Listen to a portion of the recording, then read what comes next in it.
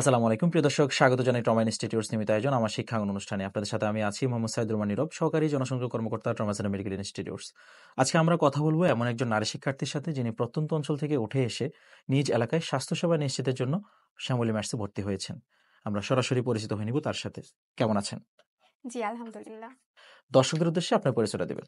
আমি মমতাহিনা মালিহা, শ্যামলী ম্যাটসের 22-23 সেশনের একজন শিক্ষার্থী।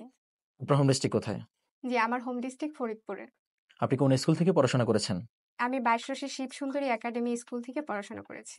মালিহা, আমাদের অনুষ্ঠানে আপনাকে স্বাগত। প্রথমে জানতে চাইবো এই অনুষ্ঠানে এসে আপনার কাছে কেমন লাগছে? ধন্যবাদ। এখানে আসতে পেরে আমার সত্যিই খুব ভালো লাগছে। নিজের গ্রামের কথা বলার সুযোগ পেয়ে আমি সত্যিই খুব কৃতজ্ঞ। মালিহা, আপনি গ্রামের মেয়ে, নিজের চোখে স্বাস্থ্যসেবার কি অবস্থা দেখেছেন? আমাদের গ্রামে অসুস্থ হলে অনেক মানুষই শহরে যেতে হয়, তাও অনেক সময় নিয়ে যেতে হয় তাদের। কেউ কেউ কেবল পথেই মারা যায়। অনেক মা, অনেক শিশু বিনা চিকিৎসায় ঝরে পড়ে। ছোটবেলা থেকেই এসব কিছু দেখে মনে হতো যে কিছু না করতে পারলে বারবার হারবো। এই পরিস্থিতি দেখে কি তখনই আপনি ম্যাথসে পড়ার সিদ্ধান্ত নেন? জি হ্যাঁ, আমি বুঝেছিলাম বড় ডাক্তার হতে গেলে অনেক সময় লাগে বা অর্থনৈতিক অনেক সাপোর্ট দরকার হয়, তো সেক্ষেত্রে অনেক সুযোগও লাগে। কিন্তু ম্যাথসে এসে আমি হাতে কলমে দ্রুত প্রশিক্ষণ নিয়ে অনেক কিছু শিখতে পারতেছি এবং গ্রামের পাশে দাঁড়ানোর সুযোগ হচ্ছে আমার। আমি নিজের জীবন থেকে শিখেছি সময় মতো সেবা না পেলে জীবন থেমে থাকে। ম্যাথসে পড়ে এখন কি শিখছেন যা আপনি ভবিষ্যতে গ্রামে কাজে লাগাবেন?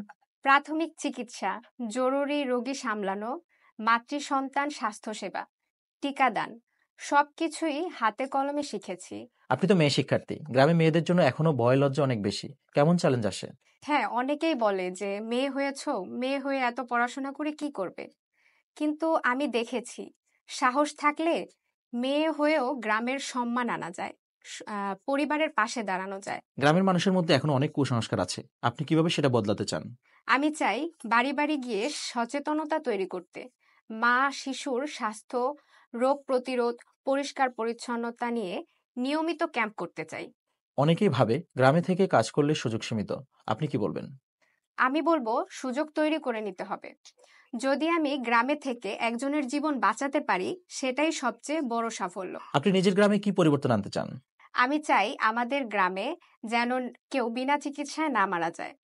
সবাই যেন প্রাথমিক চিকিৎসা, সচেতনতা আর সঠিক পরামর্শ পায়। আর গ্রামের মেয়েরা যেন সাহস নিয়ে এগিয়ে যায়, স্বাস্থ্যসেবার অংশ হয়। আপনার মতো যারা স্বাস্থ্যসেবায় অবদান রাখতে চান তাদের জন্য কি কোনো বার্তা দিবেন? আমি বলবো ভয় নয়, দায়িত্ব নিন। গ্রামের মানুষ আপনাদের দিকেই তাকিয়ে আছে।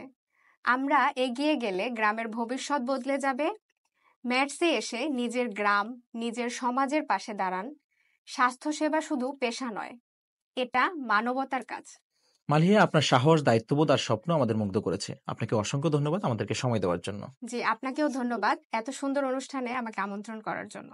প্রিয় দর্শক, মালিহার মতো শিক্ষার্থীরা যদি প্রত্যন্ত অঞ্চল থেকে উঠে এসে নিজ এলাকায় স্বাস্থ্যসেবা নিশ্চিতের জন্য আবার ফিরে যায়, তাহলে সকল প্রত্যন্ত অঞ্চলে স্বাস্থ্যসেবার সঠিকভাবে পৌঁছে যাবে। সবাইকে শ্যামলী ম্যাটসের সাথে থাকার জন্য আন্তরিক ধন্যবাদ। আজকের মতো এখানে শেষ করছি। দেখা হবে পরবর্তী পর্বে। ততদিন ভালো থাকুন, সুস্থ থাকুন।